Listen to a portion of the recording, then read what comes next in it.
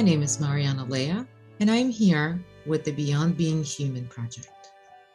And tonight we have a panel talking about the nature of channeling. And we have an amazing assembly of panelists today with Donna D'Angelo, Kendra Jonas, and Charol Messenger. I feel truly honored to be a part of this panel today, as I myself as a transcendental channel and medium. And I truly feel that Donna, and Charol, and Kendra are the frontliners and leaders of our cosmic Christ consciousness evolvement in the modern day age. And so this is an extraordinary opportunity for us all to dissect and observe and evaluate the nature of channeling and a little bit of a different direction of actually going deep into the core root of what is channeling. How do we open ourselves up to channeling? Is it a gift? Is it an innate skill? Or is it something that we are able to open up our framework of DNA and be able to attain?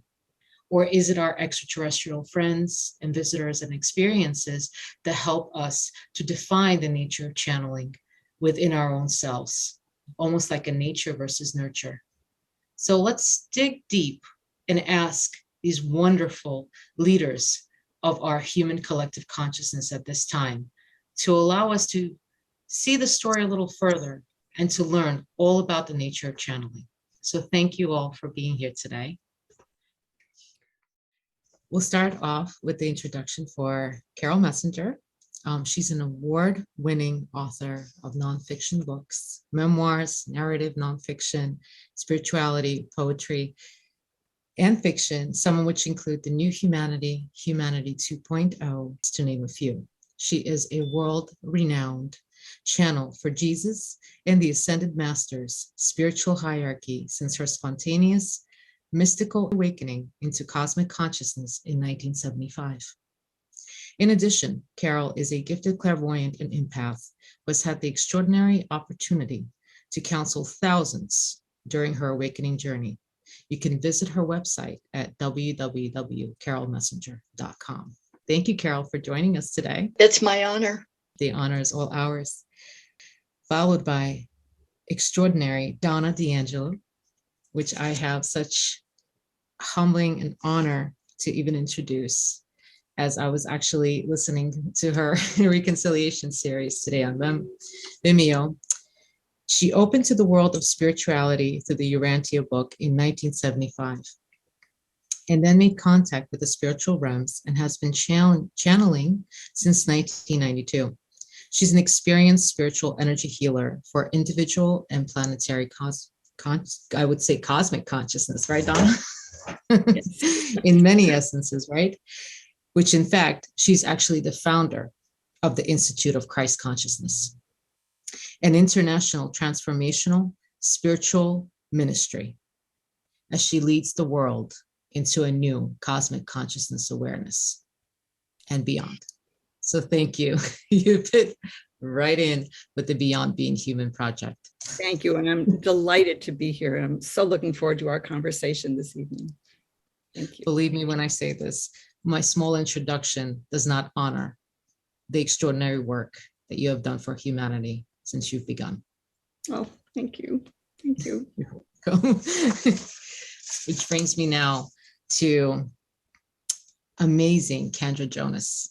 It's such an honor for you to be here tonight with us. It's a pleasure. The pleasure is all ours.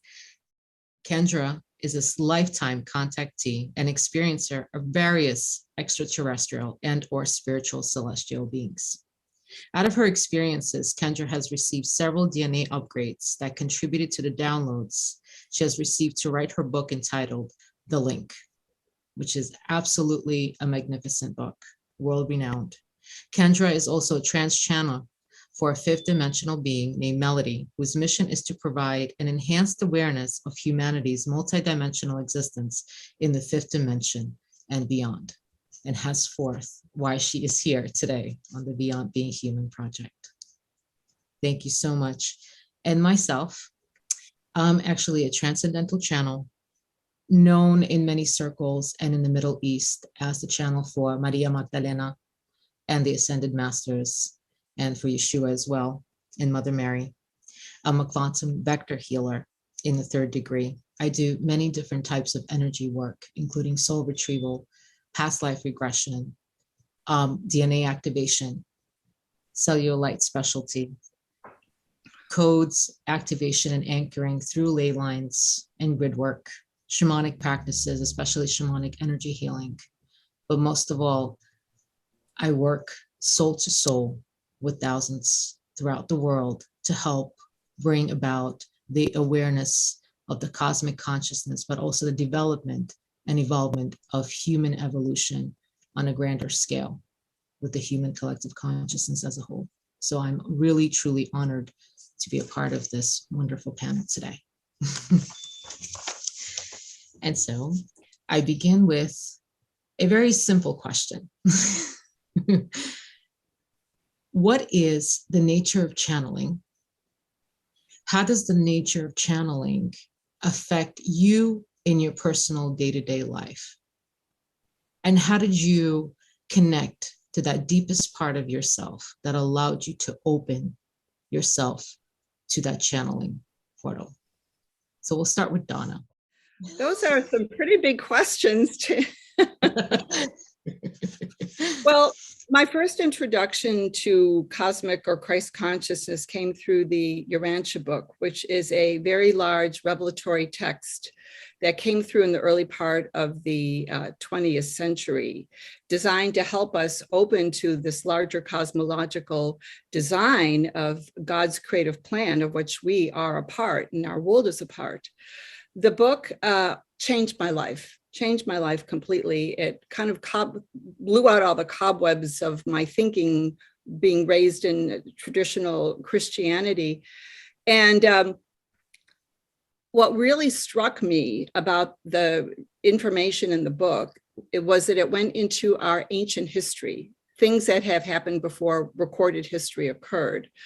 And it made so much sense to me, because what it shared with us was why this planet is in the shape it is in now, and what were those events that happened in our ancient past that took us off the cosmic course of divine evolution for a material world. So it was around the late 80s that we in the Urantia community started hearing about the channeling phenomenon that was occurring. And a group of meditators within the Urantia community started making contact with off-planet beings. And what we were told was that the event that took this planet off course, which in the Urantia book is known as the Lucifer Rebellion, was now being corrected. And that there was this massive spiritual infusion of many varieties of personalities, some ascended masters, some archangels, seraphic, all different kinds of higher intelligences now flocking to this world to make contact with humans, to prepare for our ascension back into the cosmic family, from which we had been quarantined for over 250,000 years. And this has impacted our social evolution, social institution evolution. It has impacted our personal consciousness and our DNA. And this is a whole subject of scrutiny that I've been exploring for many years. But my first attempt at channeling started in 1992 after I had been meditating for a while. And I had a very profound event that opened me up to this higher frequency, where I was meditating and these two vortices of energy hit both of my feet, spiraled up, went into my head, and I had this burst of pain for a few moments. And then I heard this voice right over the left side of my head, and this presence that said, "Don't be alarmed. This is Welmek, who was our group teacher. We're just making adjustments to make it easier for you to hear us." So that was my intro to channeling, but I had been aware of a variety of off-planet personalities that were involved with helping us move beyond this insidious rebellion influence. And they said that we were now in a period called the correcting time, which is designed to bring us back into the universe family and to correct the social problems of the past through human and spiritual collaboration. So for me, it has changed my life utterly because I opened up to my true purpose as a healer. And I've been doing healing work since 1992, going back into DNA and helping people receive the new coding from spirit, going back into the ancestral memory patterns that people hold where trauma is stored and helping that get repatterned. Because there are, from what I have understood from the Urantia book, we have divine parents, a spirit mother and a spirit father. And I channeled a book of messages from them called Divine Mother, Divine Father a number of years ago. And what they do is they provide the template for our masculine and feminine qualities. And so when we have trauma as a child, they can come in and reparent us and give us the love we've needed.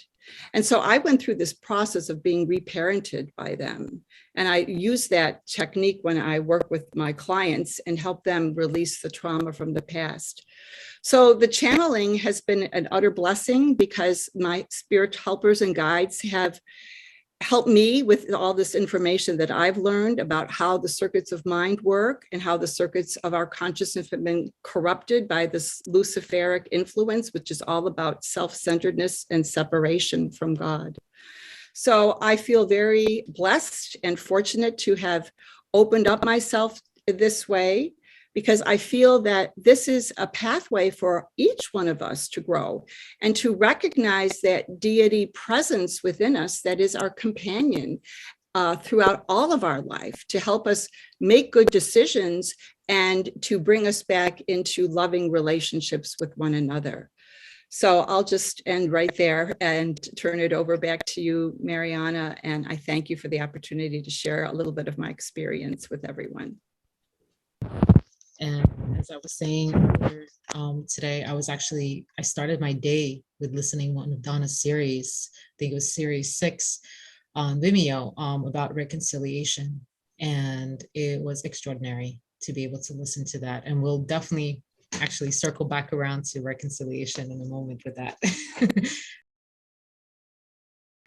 So Kendra Jonas, would you be kind enough to let us know, how did you discover the nature of channeling within yourself? And how has it affected and impacted your day-to-day life in the spiritual journey and in your 3D life? What a wonderful question, and what a wonderful opportunity to be able to share information about that question, because I think it is so important and it's so pivotal right now for humanity to understand that channeling is not something that's far out of reach. That's not something that we can't all obtain or all do in our own way. And for me, it's actually always been a part of my life, but it's sort of taken on different facets. And for those of us who are artists or who experience art or who are musical, I think that we can all identify with how the music writes itself or how the art creates itself. And I was born artistic. I always loved to draw. I love to write. It's just been my passion I was born with. And I come from a family on my father's side who is also very artistic.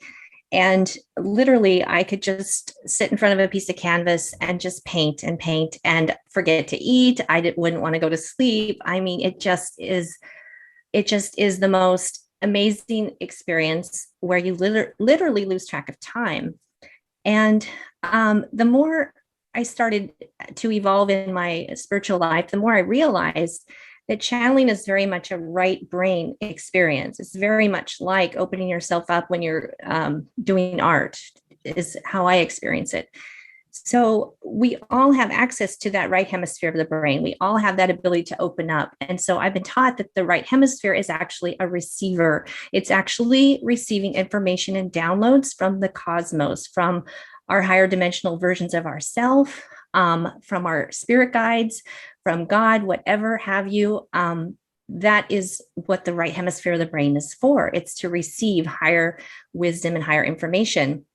The left hemisphere of the brain is a processor. It's the part that helps us survive. It's the part of our brain that, tells us right from wrong, or, don't go in that direction because it's scary. It has a memory for trauma and things like that. So what a lot of people are experiencing is a conflict within our own brain, where we have our left hemisphere telling us, don't do this and don't do that. And there's a lot of fear that comes up. And the right hemisphere is the child in us that wants to play, that wants to create, that wants to expand in our consciousness and awareness. So a lot of times there's conflict. And so what's happening right now is, as we evolve into a fifth dimensional consciousness, we're having to learn how to let go of these programs, or this aspect of us that tries to prevent us from moving forward, that a lot causes us to get kind of stuck in our ways. And so for me, my process has been where I basically started out as a open anyway, with this right hemisphere of my brain open and the ability to create art. And I also am a lifelong experiencer of ET contact. I was part of the hybrid program where, and if any of your viewers don't know what that is, that was a pretty big thing back in the 90s, actually, where people were taken and were contributing genetically to the offspring of kids, hybrid kids off planet, but also kids that are being born today on planet. So I was part of that program. And in that, there was a lot of DNA upgrades that I went through, where my visitors would just come to my room and I would feel this incredible energy that would start at the crown of my chakra, in my crown chakra, and move down to my feet. And there would be these pulsations of energy that would fill me up. I don't know how to describe it other than I would have frequent visits like that went on for about 10 years. And as I was receiving these surges of electricity or energy, my physical body was starting to change. I was not needing as much sleep. I was not able to eat certain foods that typically I could eat, like especially GMO food or processed foods. It would make me extremely ill if I tried to eat that way again.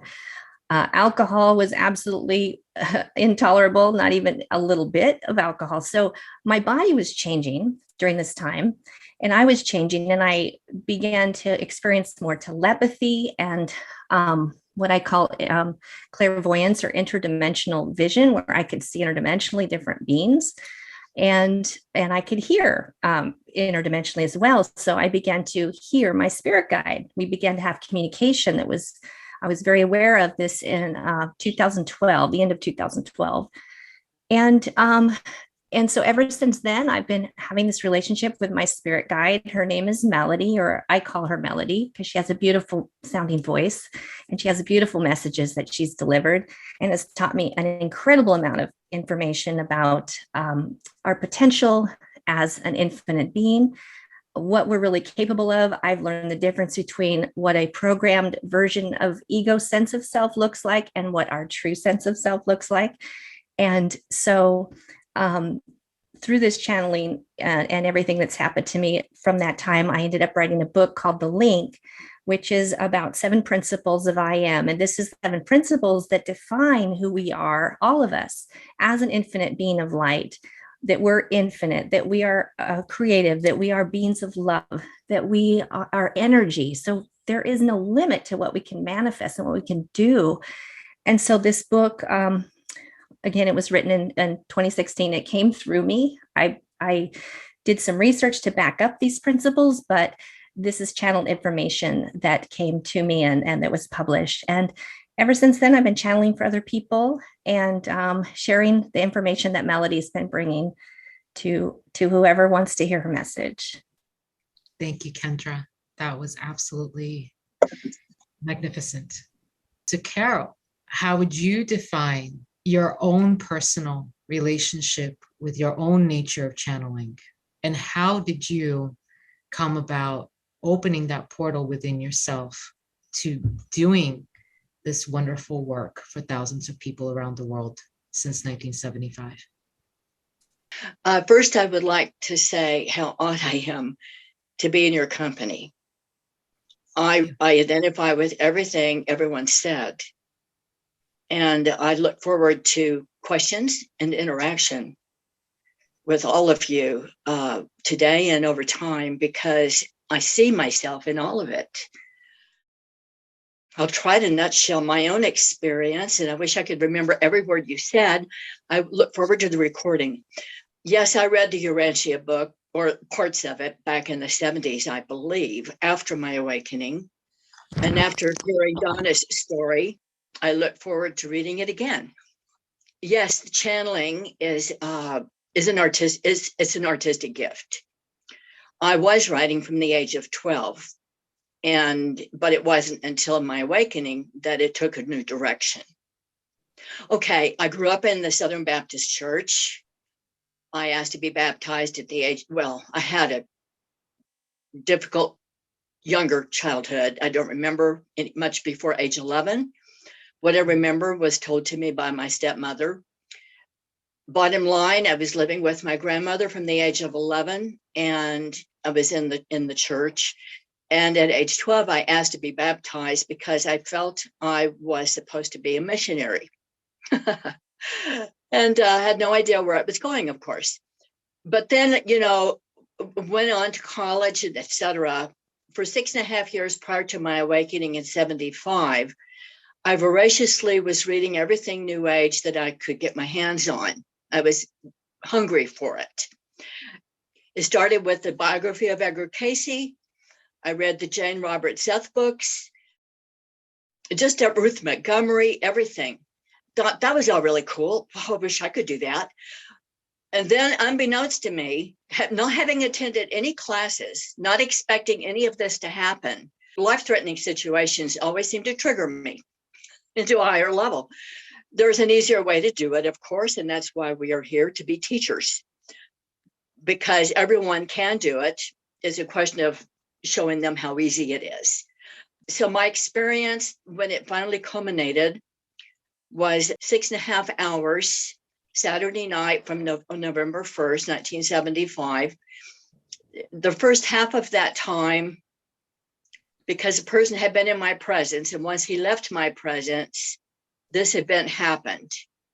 And for half of that time, there were dark shadows. The room, I was in my bedroom in my bed, and everything was dark, pitch black, and dark shadows. And the dark one tried to tempt me into, oh, we can do so much for you.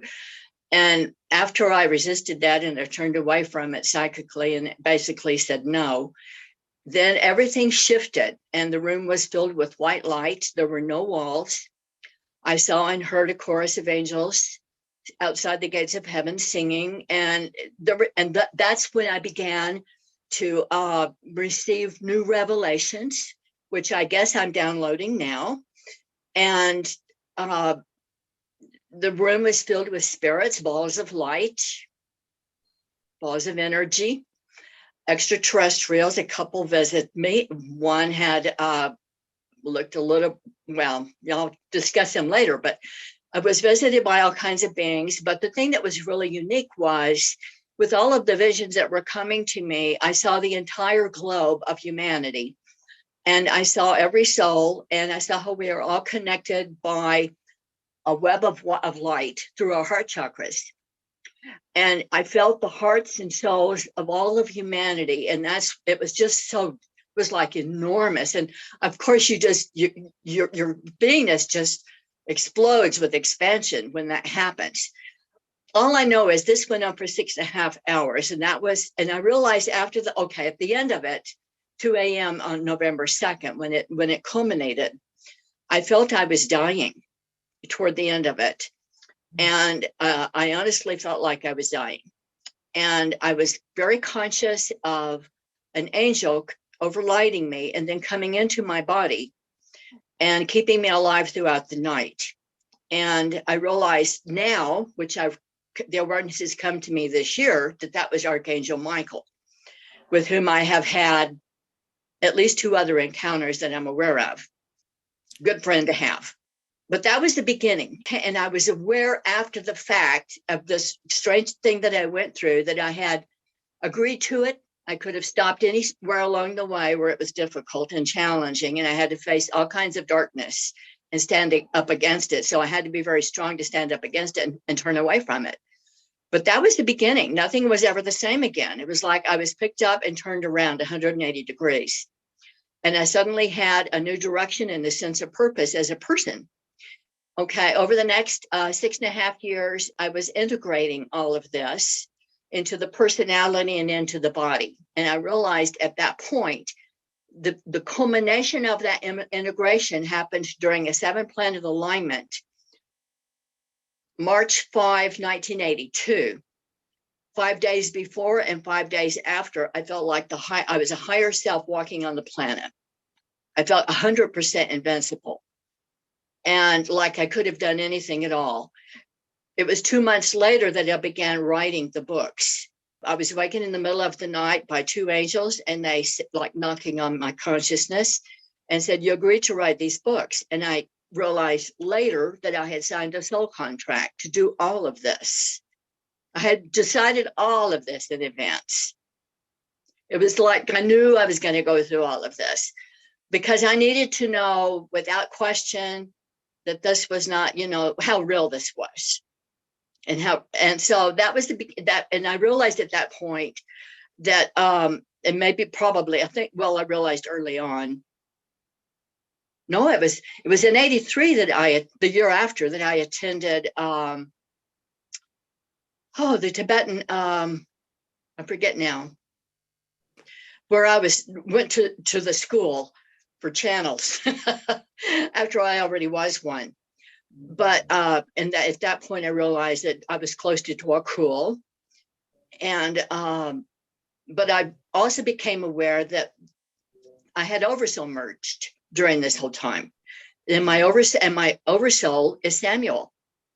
The biblical prophet in the Old Testament was one of his incarnations of his many lives. The thing that was interesting, what Donna said, because until this last 2 years, all of these decades, I've always thought that it was my oversoul, Samuel, who was behind everything and reparented me because I did not have a good childhood. I never felt loved. And I never, and I really felt that Samuel reparented me. And so everything I know about being a human being, about being a person, I learned through spirit. Everything I know about the way I'm supposed to be and the way we're supposed to be with other people, I learned inside. I didn't learn it from outside. It all came from within. And so I believe what comes to me within. And the thing that has gotten my most attention is over all these decades, decade after decade after decade, channeling new materials, the same message repeats itself in different words. And there are 4 things that seem to be the focus of my oversoul, or now I know it's Jesus.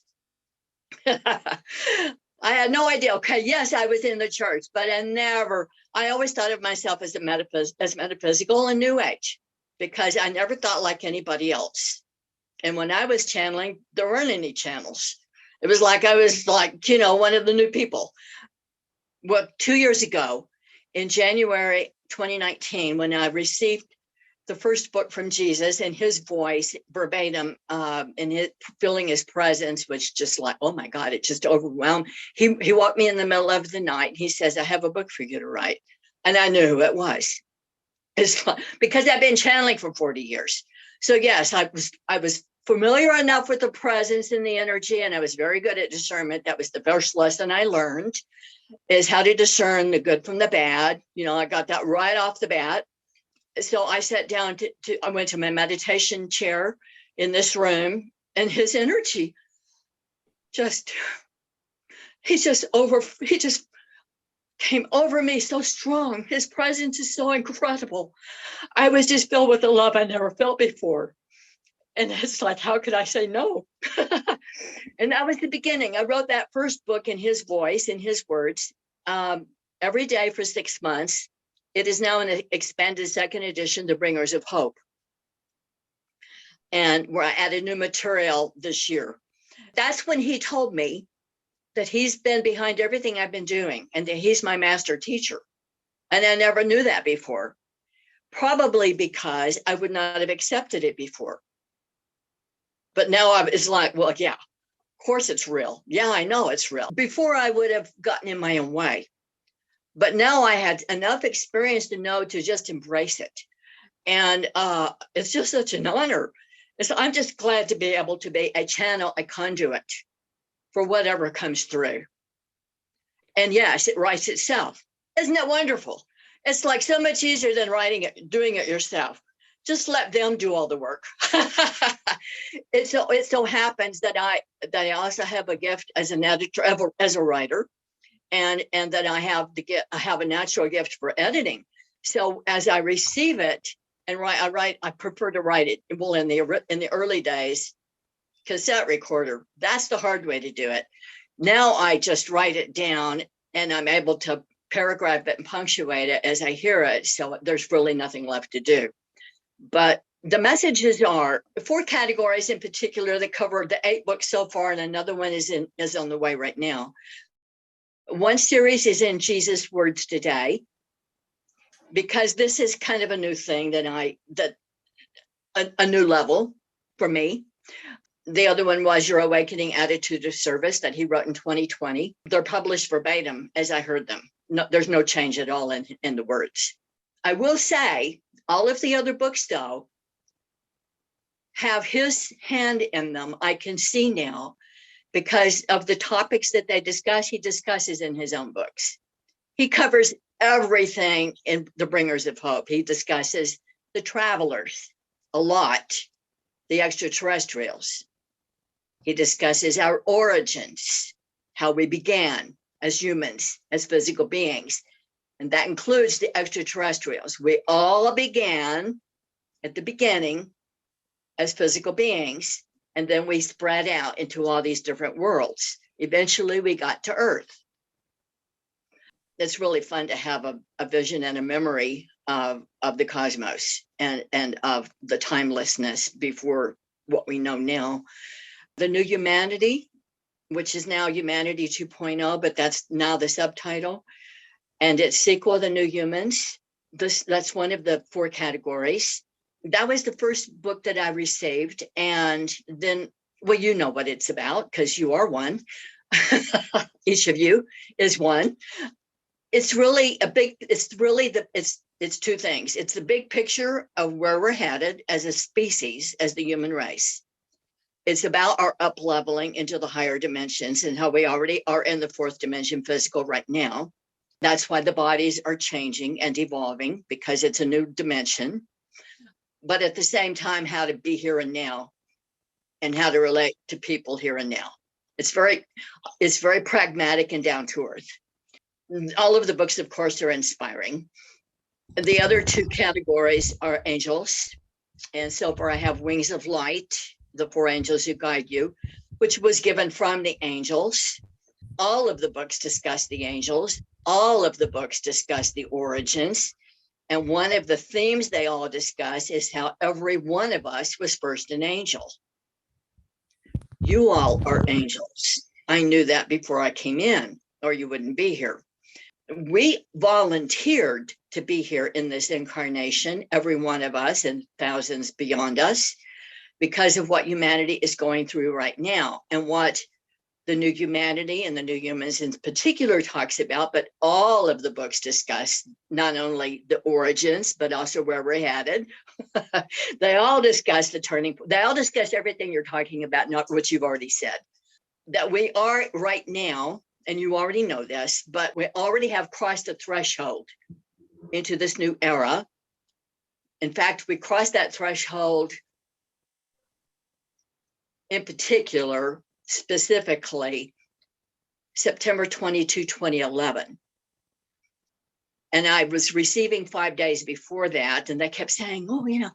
And so I finally, and then on the day of, they said, oh, this is the day all the veil was lifted. And that's why we are so close. And that's why it's so easy for more people and more the masses to connect with the spiritual planes and their spiritual natures. There's just so much. we all once were angels, and then the other category is the spiritual path, which you already know. Yeah, I have a lot to say, but that's enough for the moment. I'll be glad to answer any questions, and I look forward to any interactions or discussions, because I agree with everything everybody said. Thank you so much. That was so beautiful. And I felt every single word resonate within my being. So thank you so much. And it was important and instrumental that you mentioned that date and when it started in 2011. Very, very important. And the veil has been lifting. Speaking of which, I piggyback right back into Donna's. In a Divine Mother, Divine Father. I saw that book, the image, last night. Actually, I was studying it because it caught my attention in the framework of how the image is projected on the book. It's the Vesica Pisces. At least that's what I saw. Mm-hmm. Yes. And I feel that Vesica Pisces is one of my true core essences for my life purpose here on Earth. And I feel that everyone on this panel is soul blueprint connection. And I just got that guidance. And why is it soul blueprinted connection? Because Vesica Pisces is such an important aspect in our evolution. So Donna, can you talk a little bit about that, and why did you choose that in your book, and how that ties into what Carol said in regards to the veil being lifted? And then we'll piggyback right into Kendra and her artistic expression, especially dealing with the hybridization program. Actually, the Vesica Pisces image was chosen by my publisher because I was kind of at a loss to take an image of two divine spiritual beings and make a material representation of them. And he felt that this was the most symbolic, because to me, the Vesica Pisces at that intersecting point, that is the blending of both of our masculine and feminine traits and to become a whole person in our unique expression that our Creator has given us to express that deity, divine expression throughout the course of our lives. The Divine Parents book was more or less a compilation of a variety of messages that I was transmitting. I use the word transmitting rather than channeling. That's just a term that I was kind of, we came up with in our Urantia community, transmitter, receiver. So I was transmitting a number of messages on a weekly basis to my membership when I had the Center for Christ Consciousness before it became the ICC. And what I went in and I took a compilation of those messages because it was so important for people to now understand that we are being returned to the universe family. The rebellion quarantined us, cut off the spiritual circuits so that our planet and the other planets that were involved in the rebellion wouldn't infect the rest of the universe. And around 1985, around the time of the harmonic convergence, we were told that the rebellion had been adjudicated at the system level, and now it was time for the 37 planets in our particular sector of the universe to be corrected. And so the circuits were starting to be connected, and that's when all this information from the spiritual realms just started flocking in. So it was an attempt to help people understand that, number one, even though you may have had pain and suffering at the hands of your human parents, you have spirit parents who love you. And when you imprint upon their perfect divine masculine and feminine qualities, and I've written about that on my website under the Experiencing God heading under Living Christ Consciousness, you can actually be healed of the way your human father hurt you and the way your human mother hurt you. Now, I'm not assessing any blame to the human parents because we all make mistakes. You know, parenting is the hardest job anyone will ever do. And we all need to have that opportunity to get into that parental love that is so safe and nurturing to repattern our memories and take out the emotional sting. The memory is still there, but we can forgive that experience.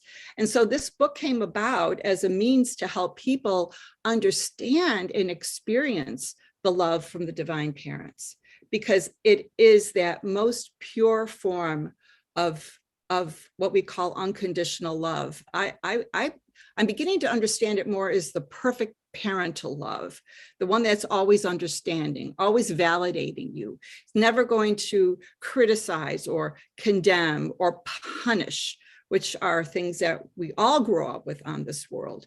And there is none of that in them. It's total acceptance and a state of being held in that place where you can just feed like a little child, little soul being fed, and that most luxurious of love that just provides that juicy, warm, sweet environment to let go and just let the tears flow, let yourself be cleansed with that power of the Holy Spirit. That's who our Divine Mother is. She is the power of the Holy Spirit. She's a magnificent being. And when you tap into her, it's like she expands us. And when we tap into the Father Michael, who was here as Jesus on the planet, he validates us and who we are and gives us the right and says, you have a right to be here. You have a right to become who you are. And Mother provides that beautiful, safe environment for we to test the metal that we have, the potential that we've been given by our Creator. So the book was meant to be an inspiration to open up to the relationship to them so they can heal and help you become the best version of yourself. Thank you, Donna. That was beautifully said. And I connected with that on such a deep level. And for anyone that would even see the book and hold it, the resonance and the vibrational frequency that comes from that book, just by holding it, is pure unconditional love. In Hebrew, pure unconditional love is, in Hebrew and ancient Aramaic, it's ahavat olam, which is eternal love. A love that has no beginning, that has no ending. And that is what I felt the minute that I looked. Hallelujah. I'm so happy to hear that, because that book was transmitted with incredible frequencies. And, you know, there were times when I was putting it together and the tears were just rolling down my cheeks because, you know, the frequency was so high. So I'm so glad you picked up on that. That makes my heart so happy. Thank you. Immediately I said 432 gigahertz, but I actually felt 450. Wow. Usually, like, you know, 432 gigahertz is referred to as unconditional love, but I felt it going up, and I felt Mother Mary, and I felt Yeshua, and I felt Michael. And I always felt, even when I didn't even, you know, have that epiphany or that awakening moment. And, you know, we call it the aha moment, right? I didn't even have that aha moment just yet, but I always felt a very strong connection between Yeshua and Michael. And I always knew somehow or other, someone would validate, would confirm that feeling that Yeshua is Michael. Yes. And hearing you say that is just extraordinary to me, because that to me says that, wow, thank you for that. I exist. Thank you for that. We all exist. So thank you for that. Oh, you're so welcome. Can I just make one point of clarification? This is so magnificently delineated in the Urantia book that Michael is actually the creator of our universe, and his consort, the Mother Spirit, the Holy Spirit, is the womb of consciousness in which we live. And he actually selected our planet as his bestowal as a human, so he could gain mastery of his personal sovereignty in our sector of the universe. He is a magnificent being. And the fact that he has given us this plan of correction and actually trusting we humans to implement this it's the most wonderful cosmic adventure that we could ever be on.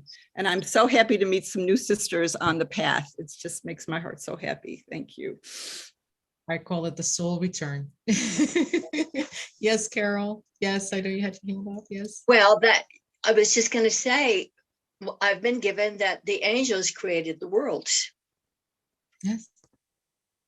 So when you say Michael, you mean Archangel Michael? Well, Archangel Michael is actually the chief of archangels in our universe, but Michael and our creator mother actually put into, well, it's actually quite complex, but they provide the environment for their evolutionary worlds and all different types of spiritual worlds to be exist. It's like parents going out onto a piece of property and staking a claim, and then they're going to raise buildings and raise children. So it's kind of like a metaphor for that. But Archangel Michael is the chief of archangels, and they work under the authority of Christ Michael. So they're different personalities, but Archangel Michael is also a magnificent being, but he's of a different order, if I can use that word. He's a different personality type. Yeah.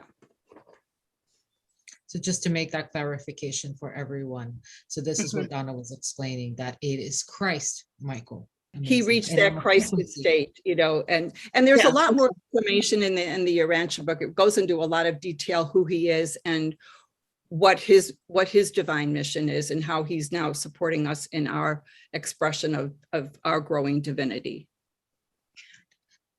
Well, that coincides with what I was just receiving for the book that's publishing next year, The Bringers of Light. Jesus said that everyone can reach the Christ consciousness, and that's what the Ascended Masters have all reached, the Christ consciousness. I just didn't know the name because it's been 50 years since I looked at the Urantia book. Well, that's great, because for everyone that, you know, would think it differently, that's wonderful that we got that clarification. Thank you. So Kendra, what is your take on that? Yeah. Oh, what a beautiful panel. Everybody is just amazing here. I just love hearing all of your take on channeling and how these higher dimensional beings are connecting you to that higher wisdom. And it's just amazing. So for me, and when you mentioned that we all have spiritual parents, I could so relate to that. And that brings me to the hybrid program again, because actually there's scientific evidence to prove everything that you're saying, that we have this contact with these cosmic beings, these celestial beings, that this is really happening, that we have this, junk DNA that they call it, because they can't recognize where our extra DNA comes from. So, and it's 97% of our DNA. They do not know where it comes from. In fact,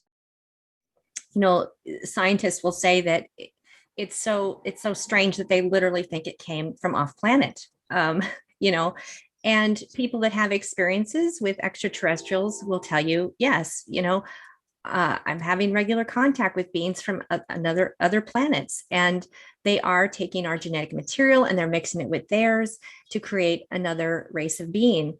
And I myself had that experience where I became impregnated with my firstborn son, who had lived off planet for about 8 years, and obtained a lot of information, a lot of knowledge, has a much higher understanding of consciousness and metaphysics and even technology. And when he was born here, he's extremely gifted. He's a savant. But he's also a hybrid. And I know this because I was very aware of my pregnancy and my interactions with the beings that were partaking in this with me. And it was a choice. It was a soul contract that I agreed to.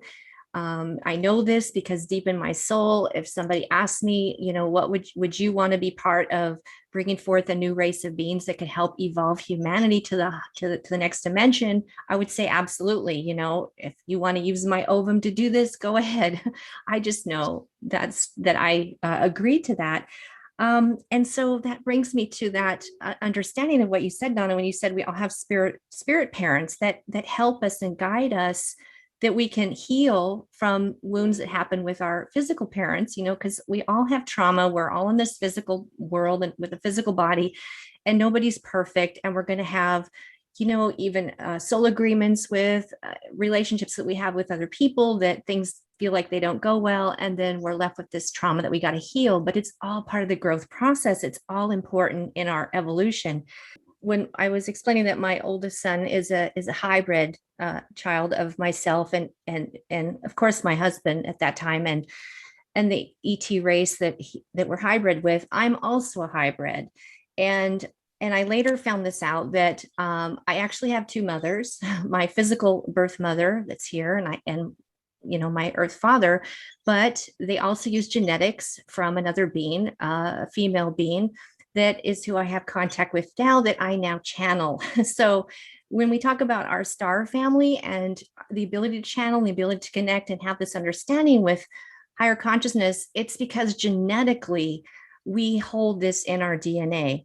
And when we have these activations, it's what allows us to make these connections. So there's a genetic, scientific explanation for all of this. It's not just woo-woo. It's not just, our imagination that's causing these interactions. I just wanted to bring that up to kind of put some grounding into it too, for people who might question, is this really real? Is Christ consciousness really real?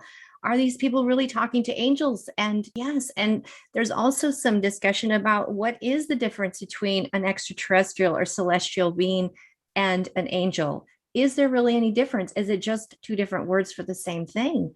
I have to say that that's kind of what I think, that there's different vibrations of different beings that visit us. I know Carol mentioned that there's also some dark stuff that's happening, and I don't think any of us is void of that. I mean, when you have your veil opened and you're open to channeling everything, you're going to be open to experience all kinds of different beings and experiences that aren't always happy and perfect.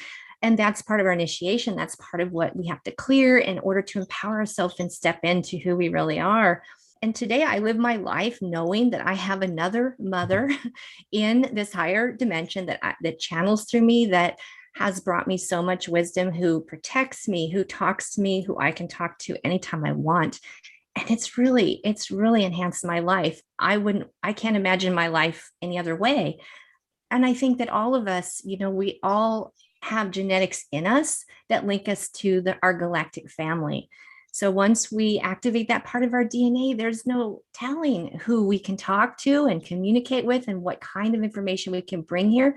And I do think that all these sources in these realms lead to that one higher Christ consciousness. I think that is the total oversoul that envelops all of it anyway. And so when it's just, what path do we go to get there is how I see it. Thank you, Kendra. I do totally agree with you. I do feel that it's that oversoul component that drives us, is that links us to that higher consciousness, links us to the cosmic consciousness, and improves our lives, and also evolves our humanness, evolves the entire human consciousness collective alongside together with the galactic consciousness. And I do believe that we are all evolving as a species, not to be just 3D based, not to be within that fear, just like Donna was saying, not continuing that quarantine or just to be subjugated within those confines. We are breaking those confines. We are breaking the silence, and we are truly becoming more fulfilled and more whole within our own being, because we are combining our divine feminine, our divine masculine, and we are completing that Vesica Pisces within us, and we're becoming more fulfilled. And I do truly believe that once we incorporate and realize, not realize, but realize our own deep-seated, star-seated origin, that we are stardust, but it's more than we just stardust. That's just a statement that we are actually seeded from a higher consciousness. We actually have our Arcturian, our Pleiadian, our Andromedan, our Lyran, our Sirian origins. We become more enlightened within ourselves, and we become more fulfilled. And the ability to understand that we do belong here. Just like Donna said, we deserve to be here. We have a right to be here. We exist here, not because we're 3D beings having a spiritual experience, but because we are spiritual, cosmic beings actually choosing to have an earthly experience. That changes our entire perception in the context that we begin to live a very different life. When I realized I was a starseed, my life changed. How could you ever go back? You cannot. Life just keeps going forward and forward and forward. And you know what? Life becomes more expansive.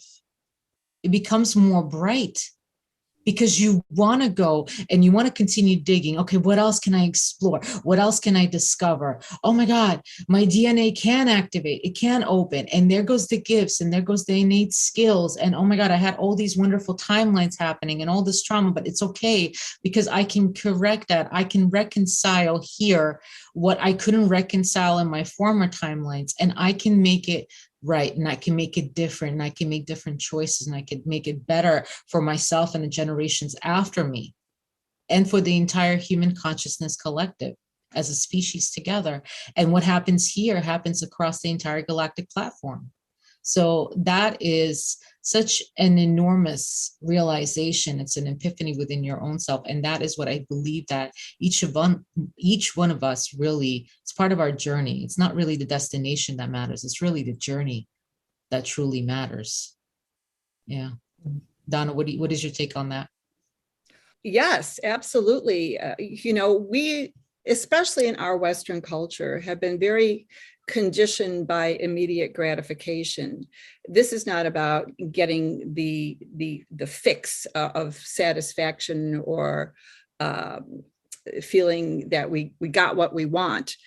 This is about a long haul process of becoming Christ-like in and of our own self, that our Creator has imbued within us the gift of life and an essence that allows us to evolve into the plans that have been seeded within us by our spirit. And our spirit is kind of acting to like adjust our thinking.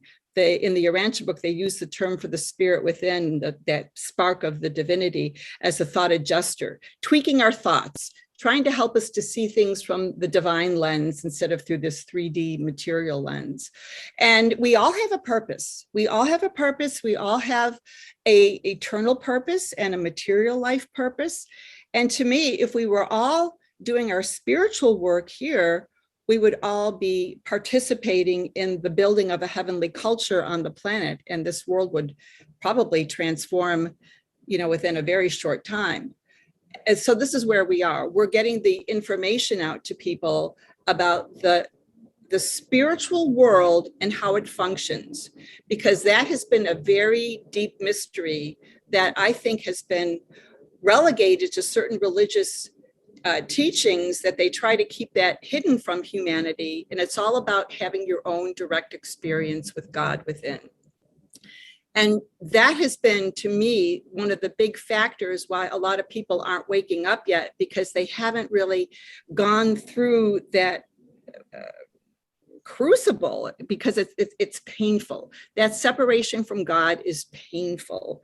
But in the work that I've done, in looking at it from the perspective of when your divine parents hold you and validate you, for people for the first time, that says inside them, and they get that feeling, I have a right to exist. I am worthy.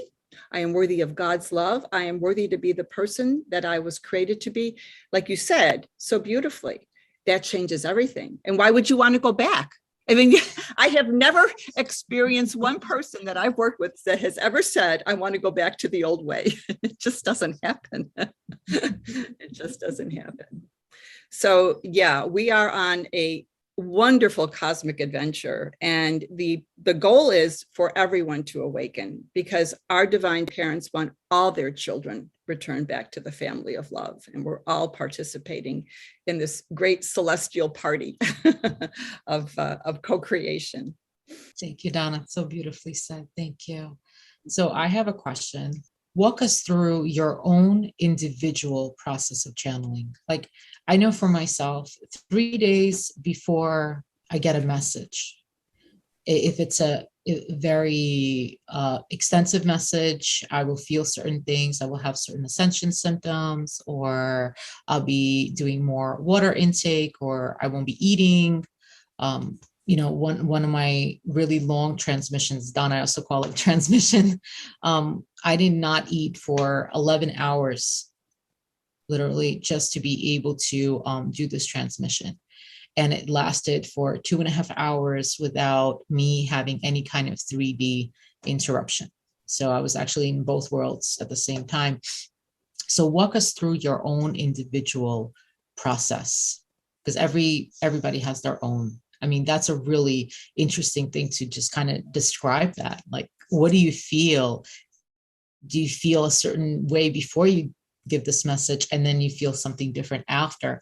What is it like for you individually? Yeah, for me, so I trans channel my spirit guide slash other mom I was telling you about, named Melody.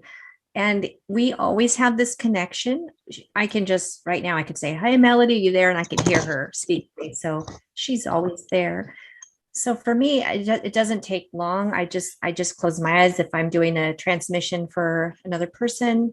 I just close my eyes and just allow. That's all I do. And then I kind of feel myself like almost like my consciousness or awareness of self just sort of moves over to the left, and Melody comes in through the right, and she kind of comes in, and I observe, and I can hear everything that's going on. I'm still present. I'm not like, I don't think that I'm asleep, so to speak.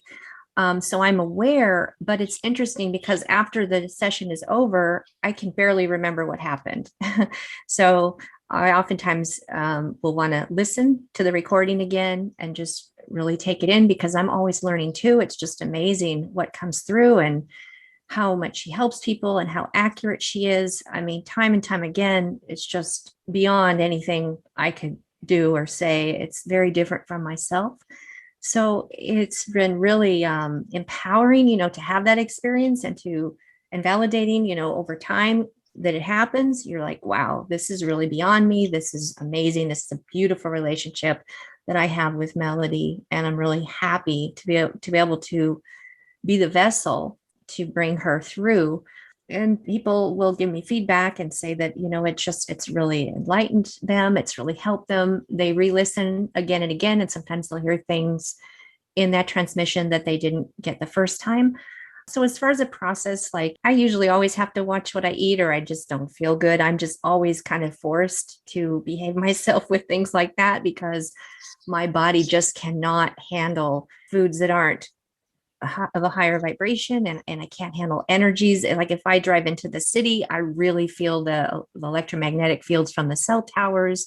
I'm super sensitive to stuff like that. And that just comes with channeling, because we are so open to let that higher frequency in. Our physical body is open for that. And so other things that don't harmonize with us, it really hurts. It really physically hurts. So I live kind of out in the country a bit, and I really like where I am.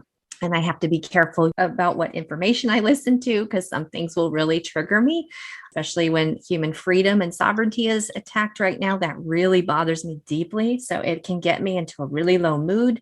I have to really try to just work with things like that in different ways and go out on a lot of walks. I go a lot out in nature, walk my dog every day, and it just totally helps with all that. And I always am in conversation with Melody when I do things like that. And the other being that came through when I wrote the book that I call the voice of creation. So I think it's very much akin to the Christ consciousness, or Yeshua, who you were talking about as well. And I don't even know a name for that voice that has really been incredible in my life. I just say the voice of creation, because if I say, well, I'm channeling God, or, all that is, I don't think people would believe that.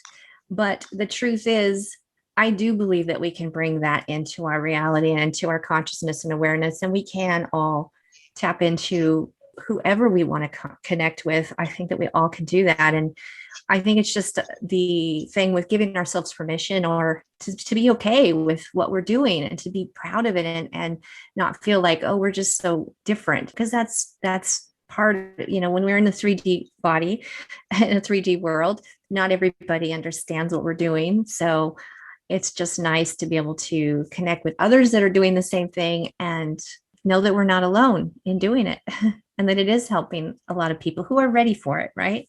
Thank you so much. That was so beautifully said. Thank you.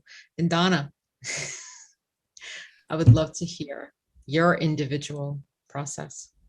It started in the early 90s when, again, going back to my very in-depth study of the Urantia book and being in a community of students, we started hearing about the channeling phenomenon in the early 90s. And our study group at the time was in Indianapolis, where I was living. We were assigned a spiritual teacher. His name was Wilmec, and he started speaking at first through my brother-in-law. And a number of us were starting to meditate and make contact. But for me, I was going through a homeopathic healing regimen to clean out a lot of like disease history in my body.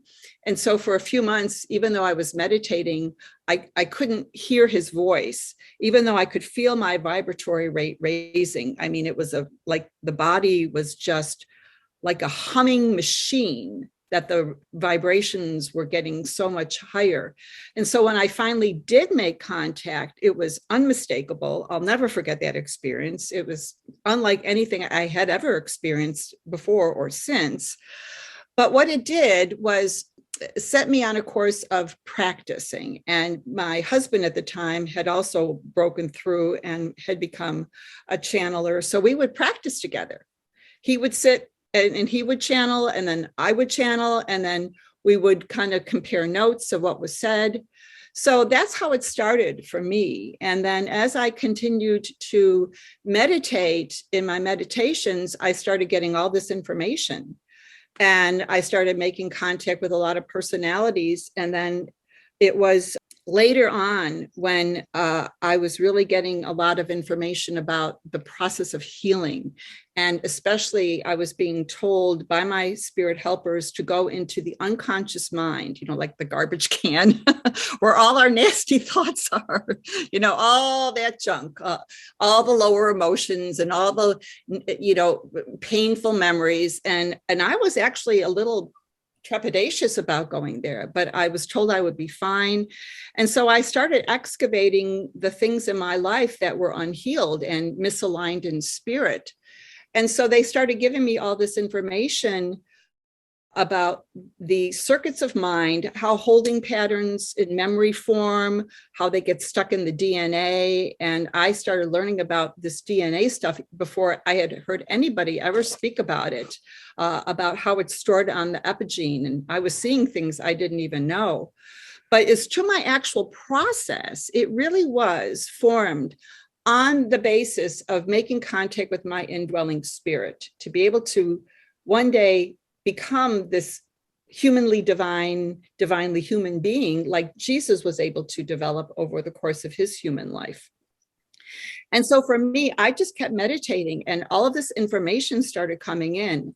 And then one day, Christ Michael, Jesus, came to me. I was conducting a meditation with some of my fellow Urantia Books colleagues, and I was teaching them a meditative process. And he came to me and he said, I want to speak through you. I want my children to come to know me. And that's when I started the Center for Christ Consciousness then. And it was an amazing experience when I was transmitting him in an evening. We had about maybe 15 people in my home. And what happened was he was like a consecration of this entity, which became a nonprofit that I changed later on to the ICC. But he spoke through me, and it was an incredible experience. And then he went around, I stood up and went around to each person in the room, and he whispered a personal message that was spot on for each individual. So the biggest thing in becoming a channel is to get out of the way and to not evaluate what is coming through when it is coming through, because that interferes with the transmission or the reception, the communication reception. The mind has to be as clear of noise, static electricity, and static mental and emotional energy. And so it's a matter of practice, practice, practice. And if you want this, you have to be consistent in your practice. And it's very helpful if you can practice with somebody else who is more or less open to hearing what the information is. And what I advise people, and the people that I've trained to be channelers, is to get a tablet or a computer or a tape recorder and just let the words flow and then put it aside. Do not evaluate. And just come back later and see if this sounds like a different voice. Because the first thing that any new channeler does, and I don't know if this happened to you ladies, but from all the people that I've worked with, the first thing that people do is judge what comes through. And that stops the flow right off the bat. So I encourage people to take a little bit of time and give yourself some distance from what you receive, and then go back maybe an hour later or a day later and then listen to it. It is not an exact science. The spirit beings who are speaking through us are looking, they work through the ideas that we already have. They have to work through our mind and our vocabulary, but they can expand it. And the big blessing from having someone speak through you is you get the benefit of all that information, and it adds to your conceptual basis of understanding. Emotional basis of expressing yourself through higher feelings. And it's just a win-win-win situation. And you get to meet another spiritual brother or sister. And it develops a lot of trust bonds.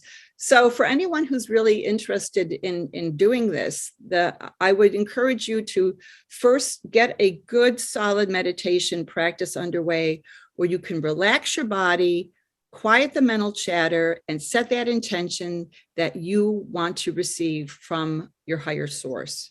And that's a good way to start. I did write a manual about contact and communication with your divine parents, spiritual guides, and teachers, just to help people orient themselves to the process, because it's really like communicating with another person, but you got to keep the mental chatter kind of quiet so you can receive what the words are and then evaluate it later. And that's what I did. And everything just, you cannot imagine, for the people who have not yet opened, you cannot imagine what goodness awaits you and the level of information that you receive. It's so beautiful. It's so soul healing and mind expanding and heart expanding that why would you not want to try it? It's a real joy.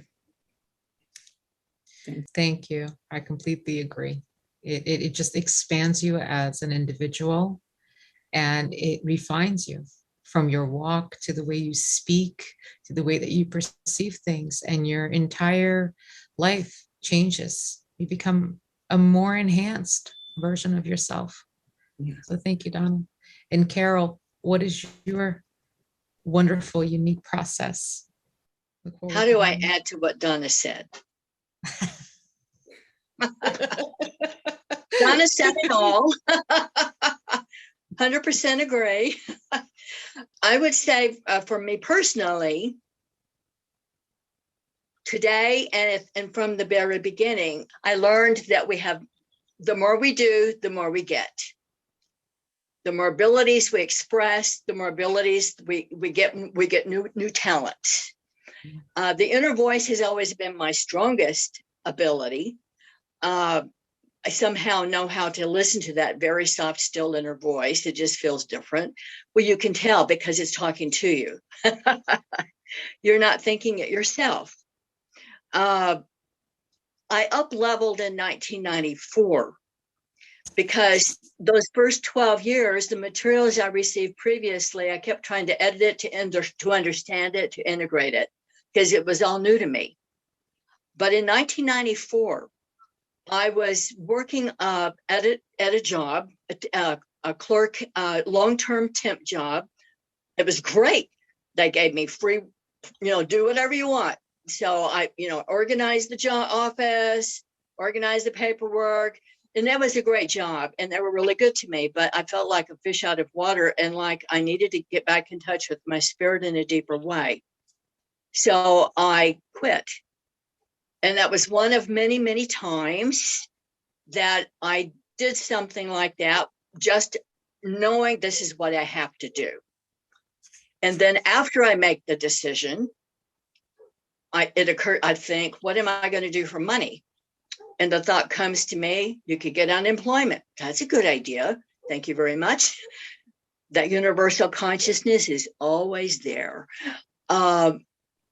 And so that's what so for 6 months, probably the only time in my life, I never gave a thought to money at all.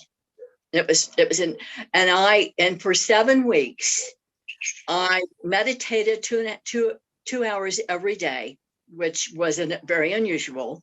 An hour used to be the most when I was starting. 2 hours was a real commitment, and it was going very deep and 100% into that energy and that focus, and didn't have anything else to distract me. And then unexpected, I was just doing it to feel the connection, to get back in touch with that really deep, profound place that I had experienced before.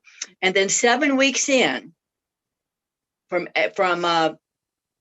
in May of 1994, I received the first of 6 books, 1 a month for 6 months.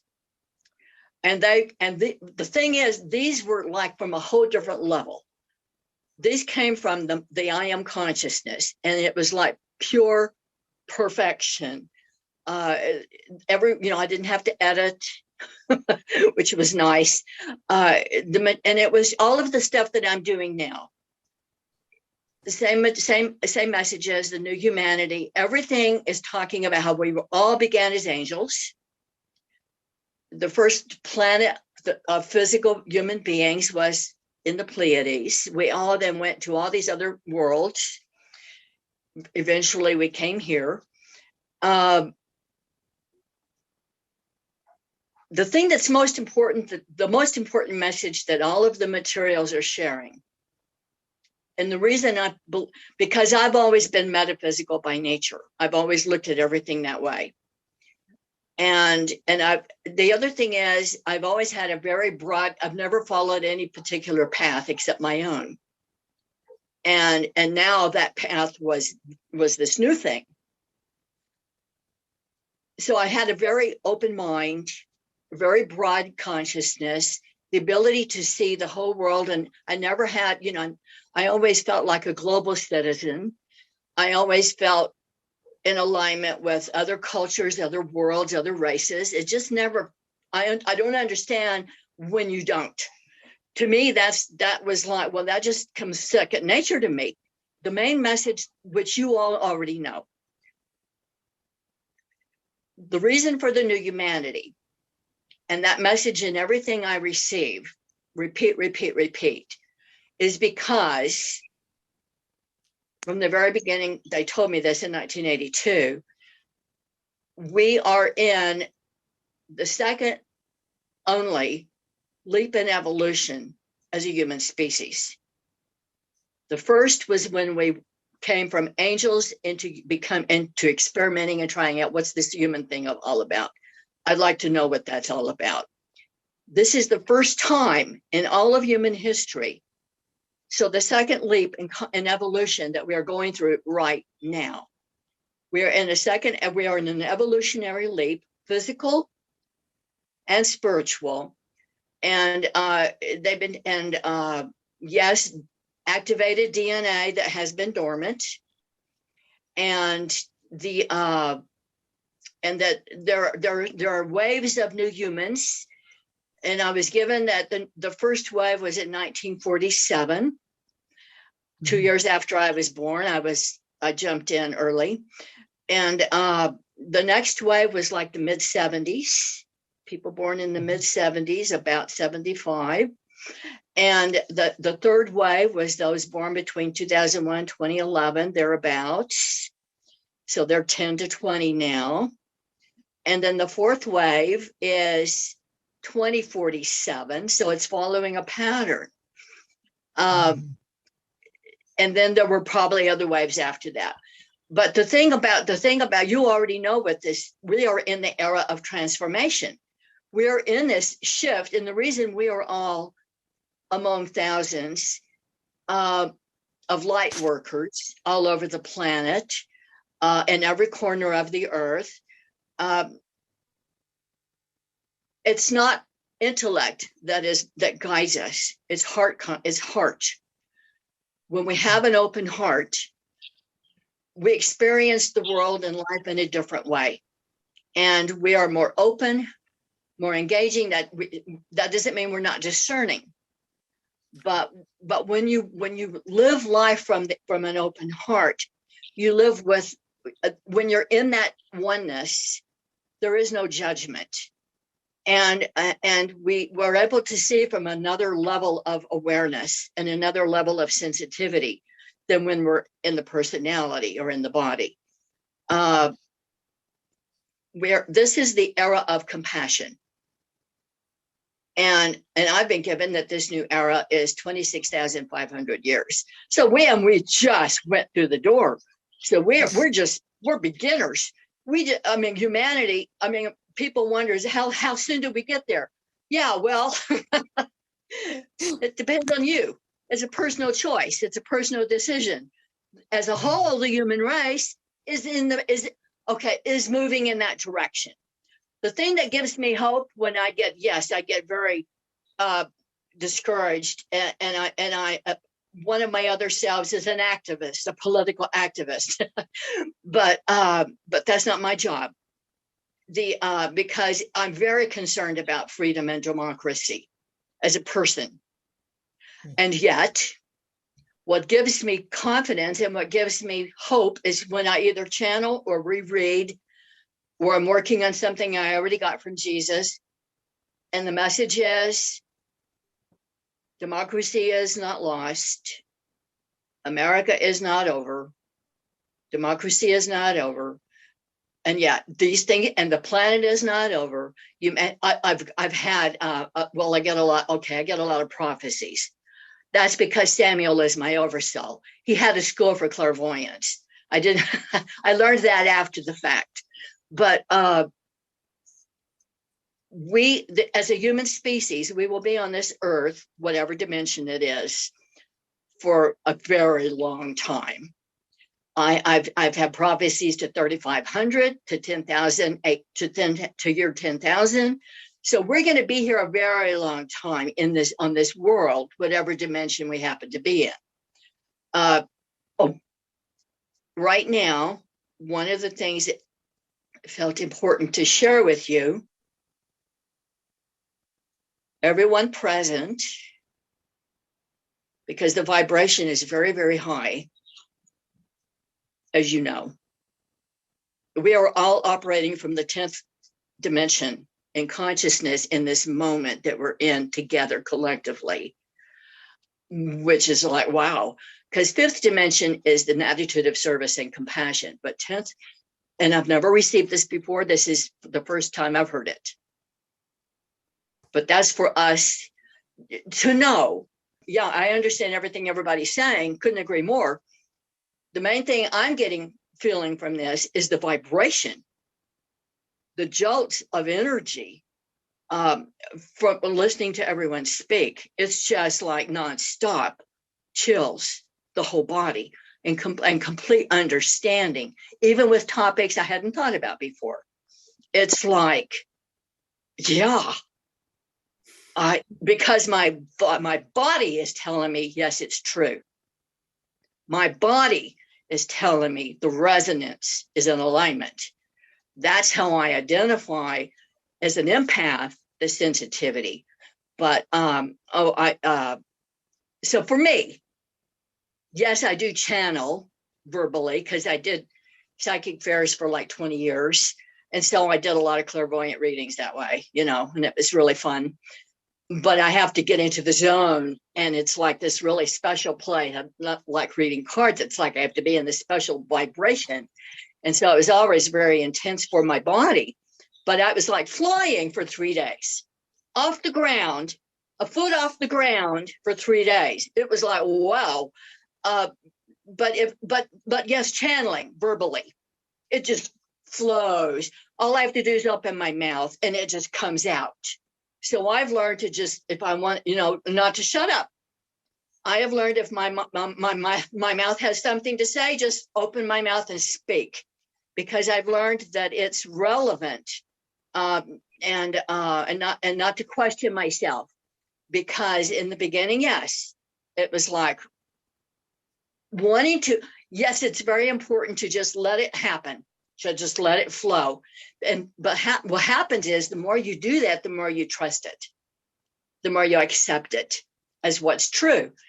And the confirmation for me with all of the stuff I get for prophecies and everything, it's like, I don't care anymore. I'm 76. I trust whatever I get. And the reason is because all these decades, repeat, the message never changes, except it's updated. But the general message is the same over and over and over again. And when I wasn't looking for it, wasn't asking for it, wasn't expecting it, it just keeps showing up whenever I reach another level, and I didn't know I was going to get there. So what I've learned is we continue to evolve individually, spiritually, but also that humanity really is evolving. And Jesus said in one of the books that I did recently, the new material that I received this year from one of the books, 90% of the people on planet Earth have that open heart. They may not look at it and think of it the way that we do, but the open heart is the only thing that really matters. All this other stuff is just dressing. Thank you so much. And I really do feel that the open heart is truly what matters. I've had a significant message come from Yeshua for 2 years before this pandemic, and even during this pandemic, it was highlighted more and more and more during the high tides of it. And the message was, I am open. I am open. And recently is when I really realized what that I am open means. And that is talking about the opening of the heart, but it has many levels in that opening. And that ability to be fully open doesn't just mean, okay, I have an open heart. Okay, now come through me, I'm a channel. It means you actually have to stay committed to being the pure vehicle, to being that vessel that allows those messages to come through and being able to give it and bring it out to humanity. And I know for myself, when I get a message and let's say I don't really pay attention to it or I don't relay it, I don't feel the best until I actually do. And it comes through and then I feel fulfilled in heart and mind and body. It's an alchemical thing. It's a 3D thing. It's a physical thing. And so thank you very much. It really touched my heart to hear you say that. Thank you so much. And speaking of which, Kendra, you said that you did have significant amount of DNA uploads and downloads and activations during your hybridization experience. Can you share with us what was the most significant that you can recall of those downloads that really shifted the trajectory of your entire life? It really was amazing, just to have that presence, in the room and feel that physical effects of this. It was very powerful. I could hear the pulsations in my ears. I could see, like, if you press on your eyeballs, how it makes like this white line and things. It was very physical. And then the after effects of it was also very physical for me. But whenever our physical is shifted in that way, it affects our spiritual. Our physical body is a house for our soul. And so these DNA upgrades have to happen in order for a higher vibrational soul or the higher version of ourself can incarnate, or we can add more to ourselves of that oversoul. And so that's what that really is about. When we shift into fifth dimensional consciousness and we shift on this planet, we're actually adding more of our oversoul or our higher version of ourselves. Some people call it a walk-in experience. We're just merging with the fifth dimension. And I was actually told about this event back in the 90s, back before anybody was talking about the fifth dimension or that we would be moving into another dimension at all. None of that was discussed back then. But in one of my very memorable visits with a hybrid child who came to visit me, she looked like she was like a 4 or 5-year-old child. She stood at the foot of my bed, looked actually very angelic, but she was a child. She had like thin, beautiful blonde hair. She was all lit up and she was wearing this light blue dress and had these big, beautiful blue eyes. And she stood at the end of my bed and she said, your fourth dimensional world is going to merge with our fifth dimensional world. And she held out her hands like the number 5. And then she starts talking to me telepathically and showing me all these visions about what that meant. And it meant basically what we're experiencing today, that the veil would be thinned, that we would be have clairvoyant and clairaudient abilities, that UFO sightings would be on the rise. People would be connecting then with their spirit guides and their galactic ancestors or extraterrestrials, whatever you want to call them. And she showed me that this was going to happen, and psychic abilities. She also showed me that people would be more in harmony with the earth. There would be less fear about things like even natural disasters. She showed me a scene of a father and his son. The son was on this father's lap, and they were experiencing an earthquake, but they weren't scared. They were just very calm. They had a very strong resonance with the Mother Earth, and just knowing that they were always safe, that the earth and the universe always had their best interests at heart, that this world was not a scary place, that we were in harmony with the earth. So that was something that was part of this shift. Just the whole unification of life itself was part of the evolution we were going to go through. So I was told that these times were coming, and that's what the hybrid experience was all about. It was about bridging souls from these other dimensions here. They're being born here, as Carol was talking about, these other waves of people that are born here now. These children have had life on other planets in higher dimensional places, and they've come here with higher wisdom, higher abilities. Some of them speak star languages. Almost all of them can channel. They can write in other languages that activate people when they see, the art or the lines, or like almost like when you look at a crop circle, what that does to you, it will activate you. So we're being spoken to, not just in physical language, the way we understand language. We're being communicated with through symbols, through emotions, through our heart. And our galactic brothers and sisters are doing this for us. They're communicating with us on those levels. So like when, what Carol was saying about how the process of channeling is opening up, being open. And it really is for me. I was thinking about that after you asked that question before. It's really about not judging, having an understanding of how not to judge. And that includes ourselves, not to allow that inner voice that judges us, that, the harsh inner critic that we all experience, to really understand that that's a choice to decide to accept that as part of our reality or not. So we all have that ability to just, okay, what do I want to experience? What is the best version of myself that I can experience right now?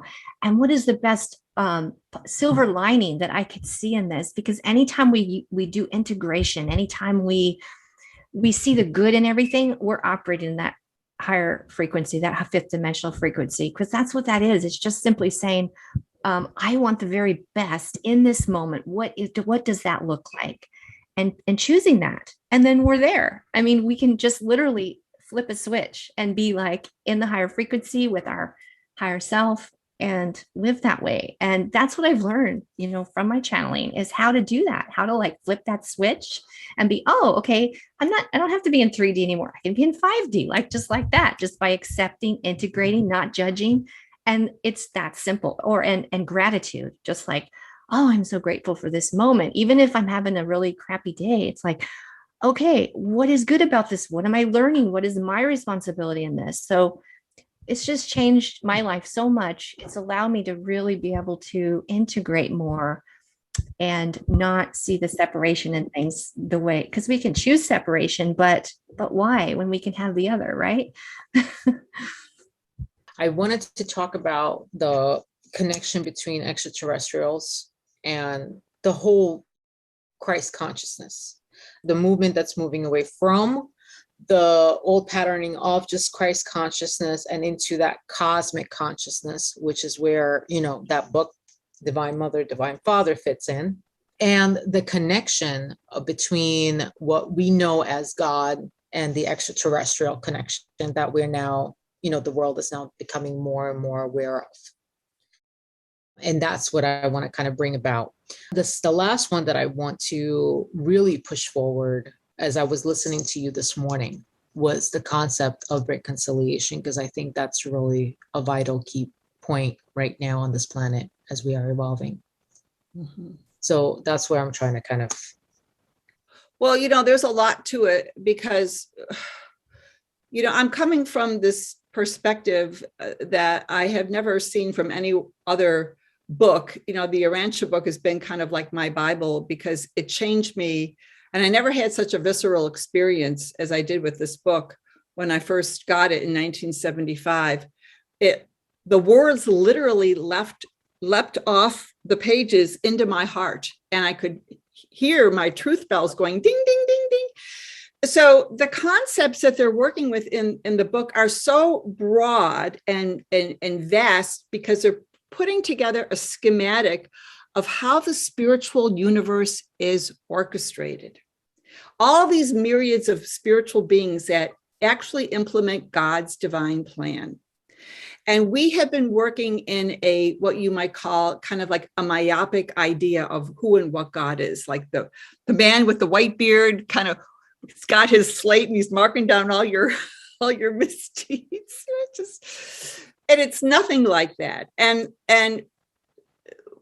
we talk about the different levels of reality or the different dimensions. Like there is an existential dimension where everything is perfect.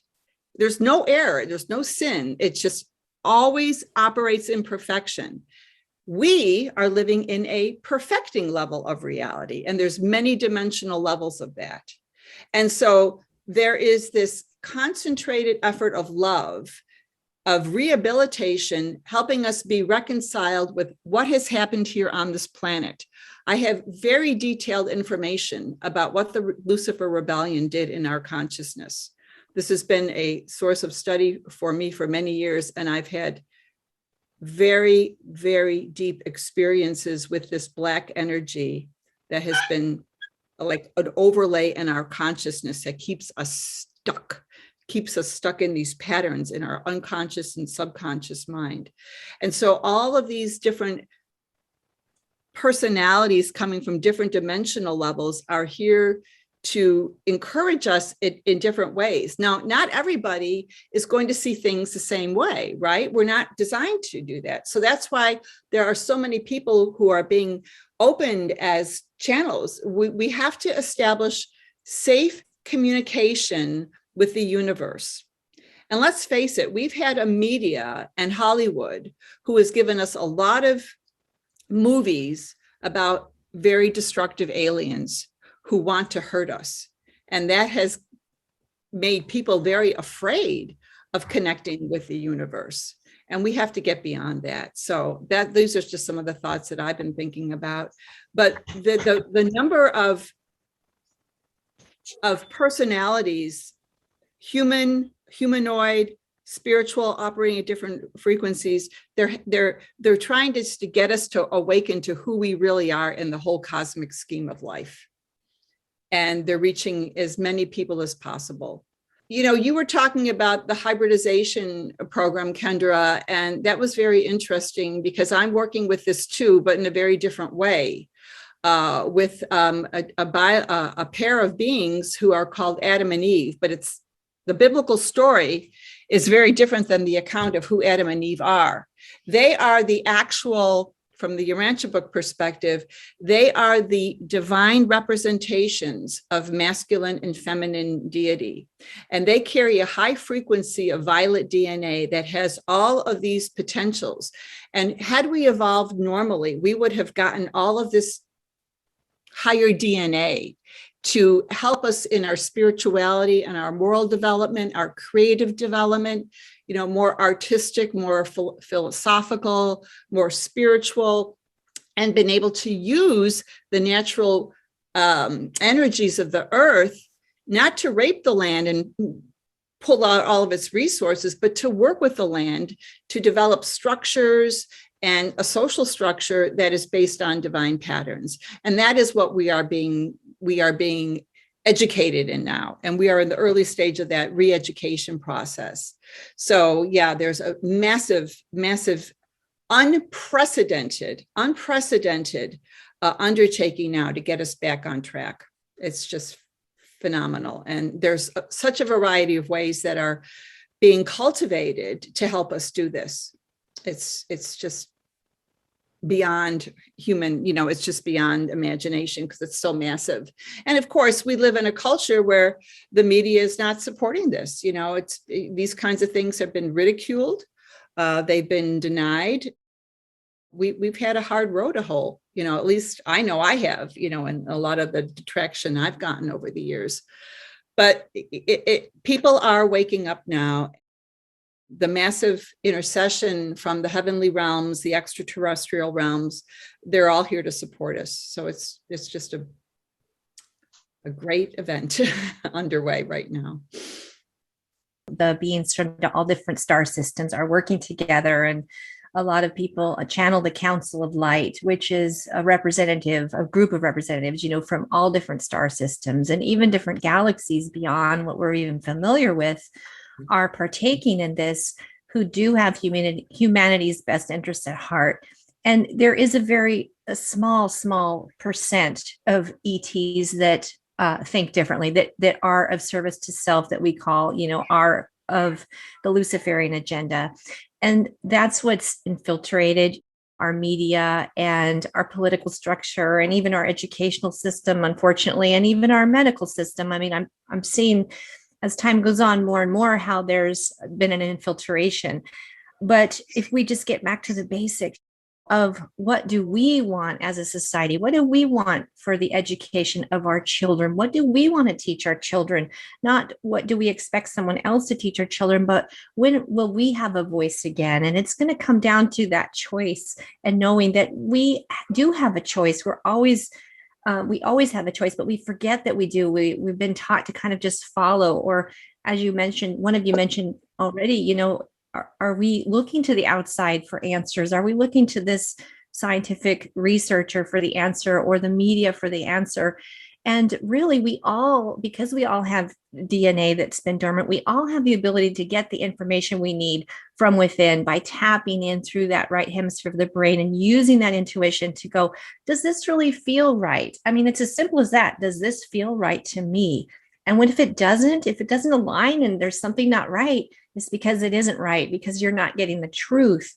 And so we have to all learn how to look inside of ourselves in that heart space and recognize if your body doesn't feel good when you're in a certain environment, or when you're hearing something on the news, if it's like, whoa, wait a minute, that didn't add up to what was said yesterday. What's going on here?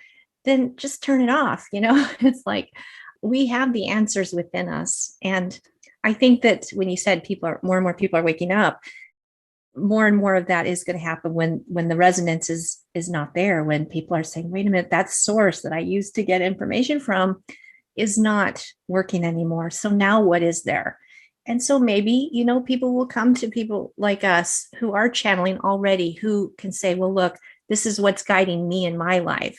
This is what's working for me. And it hasn't steered me wrong yet. So maybe we should listen more to what our guides are trying to tell us.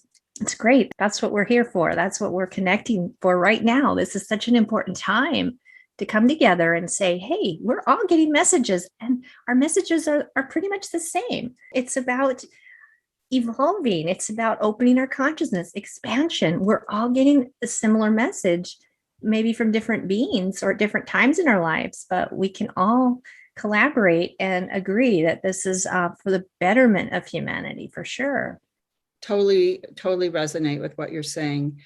The challenge is to help those who are still skeptical, and just to give them, a lot of love and compassion, and to listen to what their concerns are and what their fears are. We're living in a culture right now where fear is just being perpetuated and, just kind of slammed down our throats. And it's so important for people to recognize you don't have to accept that.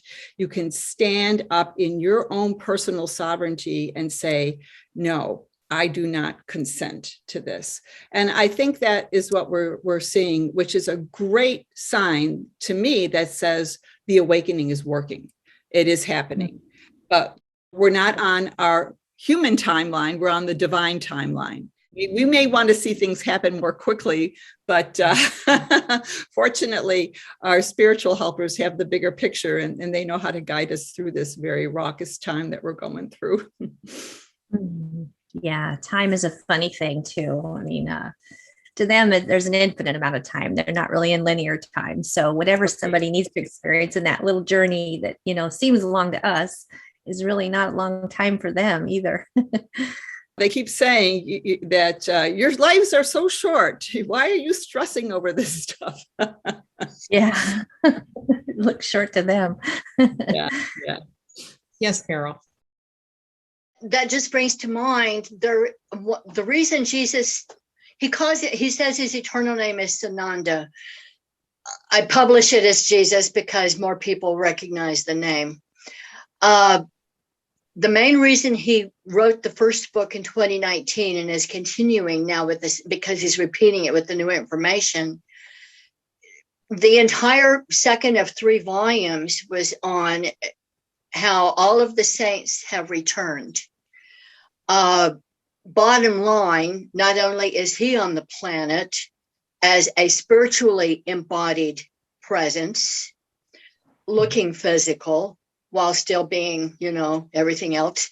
But he says that all of the ascended masters, all of the great masters of all of Earth's history, of all the religions, all of the spiritual teachers of all of Earth's history, all saints, and all of those unknown are spiritually embodied on the planet right now to guide us, not through noise, not to tell us who they are, but in every corner of the earth, present through energetically influencing us. And by understanding at that level what we are feeling, what we are seeing, what we are experiencing.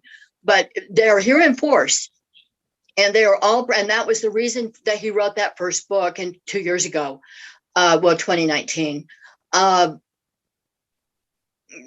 angels too, but we all started as angels, but there were many more who never did incarnate, and they're still angels, which are a specific species of their own, separate from all of us who then became human or physical. So it's like angels are a species of their own. Anyway. I completely agree with that. I think that my biggest message that I've gotten so far, especially within the last year, was that we're in a time and age at this current moment where it is a pivotal crossroad for humanity. Not only are we segueing from that persona of like the church, Christ consciousness, Jesus, Mother Mary, we're growing into the ever-evolving, limitless understanding and awareness that there is a cosmic consciousness and that is expansive, and that it involves also extraterrestrials, and involves visitors, and involves ETs, and that there's a whole lot of different galaxies and multi-dimensions and multiverses and omniverses, and that it's not only us. And that as a human, one of the biggest messages I got from Yeshua himself was that there's nothing harder or tougher than the human condition. Thank you. Yeah. But we come, as Maria Magdalena once said, we come here not only to assist in the continuous ascension of Gaia, we come here to evolve in the fragmentation of understanding what is that human condition? What is that emotion? What are those feelings that humans feel? What are those trials and tribulations that humans feel, so that we can understand that and embody our divine self, but embody our divine self with compassion and understanding. But how could we do that if we do not experience trials and tribulations, if we don't walk that walk?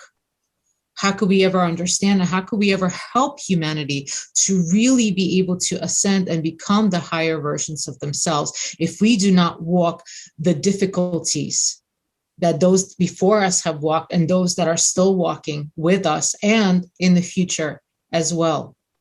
We are in the periphery. We are on the sidelines. That was one of my biggest messages that I ever received, actually, from Mother Mary herself, was that, thank God for that.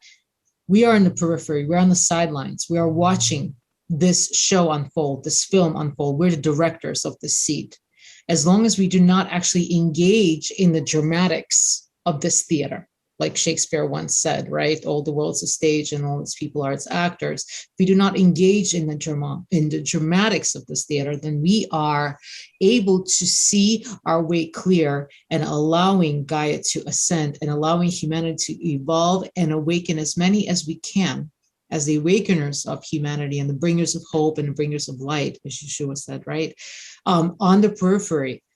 So it is vital for us to be able to grow and evolve within that schematic, changing the trajectory, not only of our own lives, but the ones that we vow to serve.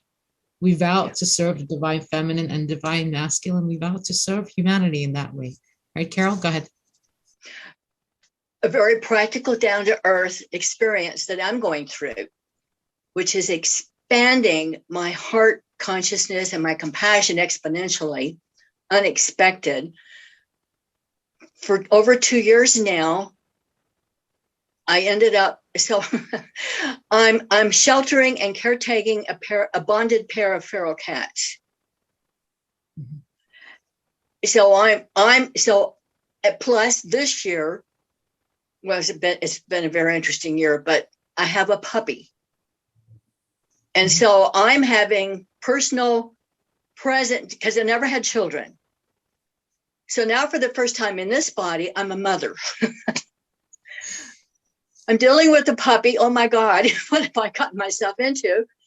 And mothering, and I'm constantly mothering these two feral cats. I built them a shelter. I have arthritis. I built them a shelter. I bungee corded tarps so they're weatherized. Gave them all these beds and warm. They come to me. I call this one I named Angel. She comes when I call her, and she walks up to me talking, and she comes to me for hugs. This is a wild thing. And it's like, oh my God, it's just expanded me like,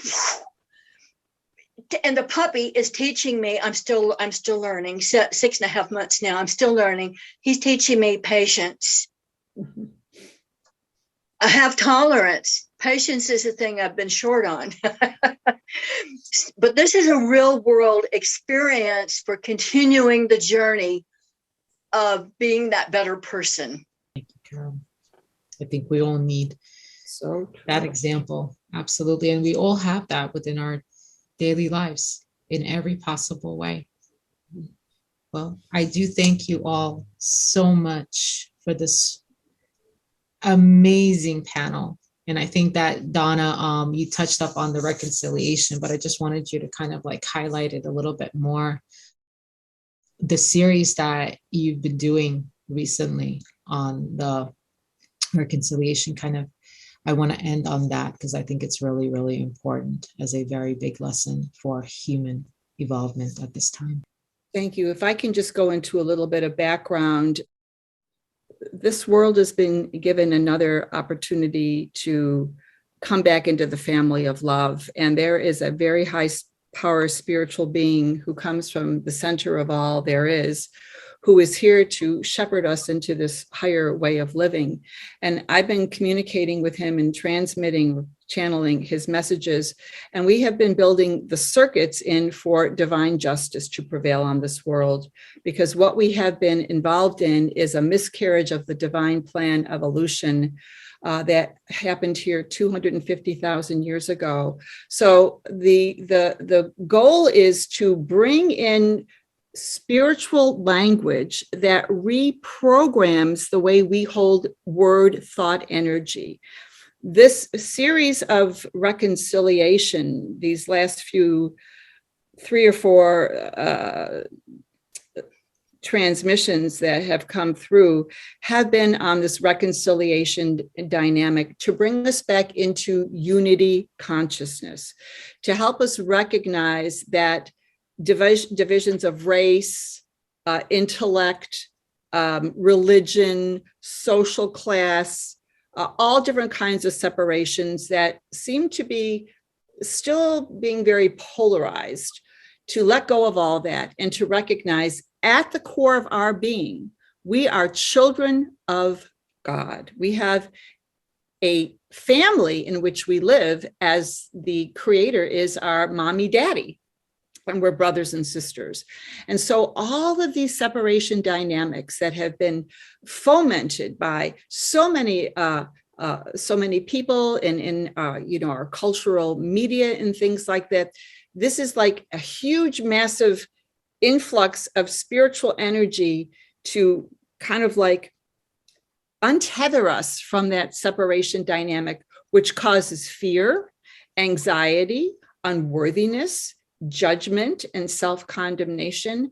And it's opening a portal for us to receive forgiveness, so we can forgive ourselves and love our humanity again, and love one another's humanity again, and recognize that we are not created to be perfect. We are perfecting. And that's a big difference, because I hear people when they talk in the media, oh, I want the perfect spouse, or I want to look perfect. Come on, give it up. It's too much stress. Just have fun with life and find the joy in the little things.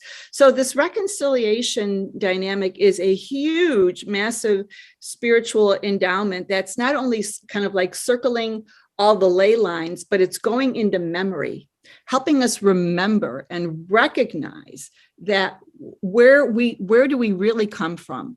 What is our origin? What is the origin of our humanity? It takes origin in spirit. And so I don't know how this is going to play out, but my next guess is, and I've been kind of getting some advance notice on this, that the next reconciliation dynamic after we work on the reconciliation within humanity is to move in reconciliation with the planet, and to help us remember that the earth, our Gaia, is a sentient being, and that we have a responsibility to respect and understand the natural physics of the planet, so that we can create a planetary structure that supports all life here, all life, animal life, plant life, human life, all life here. So these are very important dynamics that we need to help us construct that heavenly planetary culture, which we're moving into, the higher dimensional culture. But we're going to be the ones who are doing it. So we need our minds purified of all this separation and fear, so we can cultivate this in a place of peace, understanding, tolerance, fairness, and justice for all, and create a better societal structure where everyone gets their needs met, not only their material needs, but their emotional, intellectual, and spiritual needs. That's the path we're on. And that reconciliation dynamic is a very big piece of moving beyond the current problems that we face. Thank you so much to everyone. Thank you. That was extraordinary. Thank you for hosting. You did a great job. We had a lot of fun. It's a beautiful thing to share. Bless everybody. Namaste.